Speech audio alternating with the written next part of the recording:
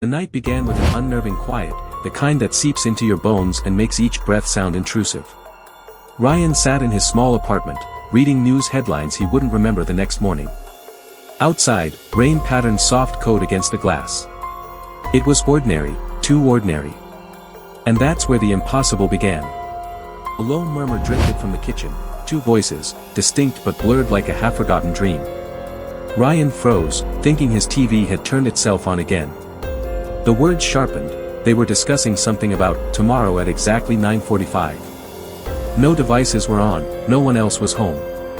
He called out, his voice cracking in the thick air. The conversation continued, calm and steady, now mentioning his own name as if he were part of a plan.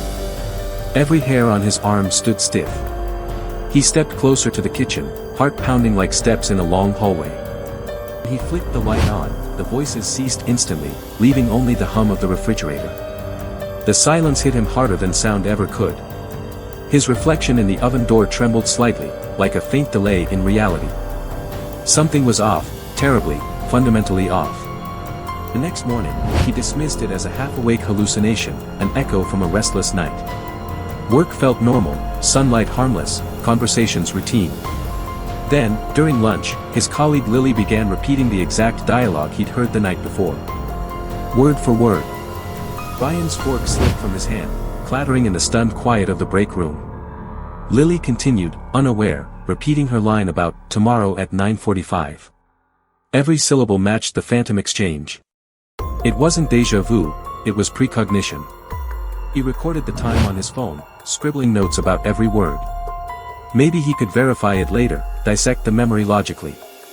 But a deeper dread settled in. If he could hear conversations before they happened, what else could bleed through from tomorrow? At night, he tried recording himself sleeping, hoping to capture any more disembodied voices. Hours later, when he checked the playback, he heard breathing, two distinct breaths alongside his own. Then laughter. It wasn't malicious, just knowing. The laughter stopped abruptly when, in the recording, he spoke back to them, his voice, calm, unfamiliar. He couldn't remember saying a word. The timestamp showed 3:15 in the morning, a moment he had no recollection of being awake. The next evening, he visited his neighbor downstairs, asking if she'd heard anything strange lately. The elderly woman looked puzzled, then said, "You must be talking about those whispers again. You mentioned them yesterday," sounded shaken.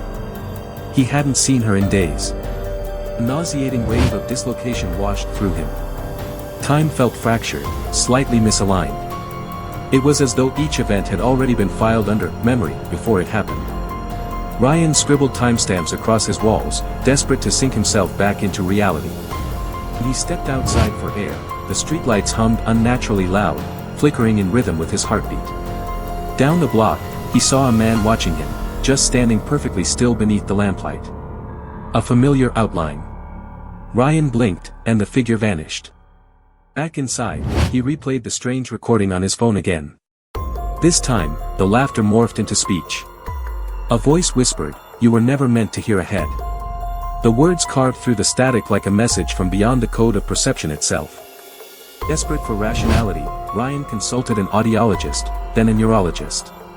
Each reassured him that auditory hallucinations can occur from stress or exhaustion.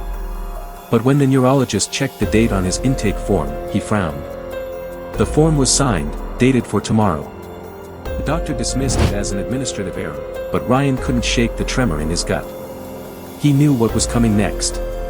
Hearing what hasn't yet occurred had already invaded his nights, it was starting to invade the paperwork of his daylight. For the next few days, the precognitive moments multiplied. A neighbor's phone ringing before it did, a child's cry a heartbeat early, the flicker of monitors showing future footage. Everything was out of sync, an orchestra that had lost the conductor of time.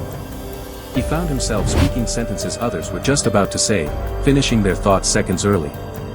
Some looked startled, others amused. No one noticed the horror in his eyes as he realized he was living seconds ahead of the world around him. One night, at exactly 9:45, it happened again, the same phrase, the same conversation from his kitchen. Lily's voice, and a man's unfamiliar tone, echoing through the thin apartment walls. Only this time, he decided to record it live, proof that reality was looping. He pressed record, but the phone froze mid-frame, screen flickering white then black. His own reflection appeared on the screen, mouthing words 3 seconds before his real lips moved. He felt his chest tighten, sweat chilling his spine. Then the screen showed him sitting there, motionless, staring into nothing. It was live, but also not. It was him from the next day, the same clothes, the same posture. He dropped the phone. The sound of impact happened, then echoed, backwards. Now terrified, Ryan called Lily to confirm if she'd ever spoken those words he kept hearing. Her confusion deepened when she insisted she'd never said them in her life. But in the background of the call, he heard her faint voice repeating them again. He demanded, trembling, "Do you hear that too?" Silence. Then she asked what he was talking about. The echo faded like breath into fog. Ryan began to understand. He wasn't hearing others ahead of time, he was hearing another version of his world overlapping this one. The glitch deepened when his clocks began skipping minutes ahead, then resetting themselves. Each time the power flickered, he heard whispering, conversations of tomorrow replaying like corrupted data. Somewhere between sleep and wake, he began doubting which version was real. His friend, an amateur physicist, warned him about temporal auditory bleed, phenomena reported by those near death or extreme stress. The brain, she said, could be briefly unstuck from its timeline. But when he played her the recordings, her expression turned pale. The timestamps were in reverse. One clip showed audio metadata from the future, created 36 hours after its playback. No software should be able to spoof such logs. If time was a thread, Ryan had pulled at it hard enough to unravel the noise between seconds. Unable to sleep, he traced back every supernatural report he could find. Ancient texts, urban legends, even NASA's unexplained radio phenomena reports hinted that sound could travel through temporal distortions. Maybe, he thought, consciousness itself has echoes beyond chronology. At dawn, he returned to the same kitchen where it started. The air felt denser now, vibrating faintly like unstruck chords. He whispered his own name aloud, wondering if he'd already heard this moment before. In response, silence, then his own voice, answering from tomorrow. It said softly, "Don't record anymore." His blood turned to ice. The message came not from static, but through the open air, as if space itself rippled to deliver it. Reality was not broken, it was warning him not to pry further. Ryan smashed his recording devices, every phone, every microphone, desperate to silence the crosstalk between worlds. Pieces of glass glittered like frozen fragments of time. But as he sat amid the wreckage, he heard faint murmurs from the shards themselves, still speaking. His power went out completely. In the dark, outside his window, he saw every light in the neighboring buildings flicker in identical sync, as though a giant invisible pulse had swept through the city. Then, just as suddenly, all sound ceased everywhere. The silence stretched impossibly long, until he realized his own breathing was missing. He looked into the black window pane and saw a second reflection blink back before he did. Somewhere beyond the glass, another him was listening. When the lights returned, time itself seemed to stutter. Digital clocks read dates that hadn't arrived yet, talking news feeds reported tomorrow's weather. Ryan collapsed, unable to tell whether he'd moved forward or backward. The world around him had lost its order. Then came a final sound, a soft phone ring from somewhere deep within his destroyed device pile. The caller ID read his own name. He hesitated, then answered. On the other end, the same calm voice from his kitchen whispered, "We finish this conversation tomorrow." The call ended itself. The apartment felt stretched thinner, its corners darker.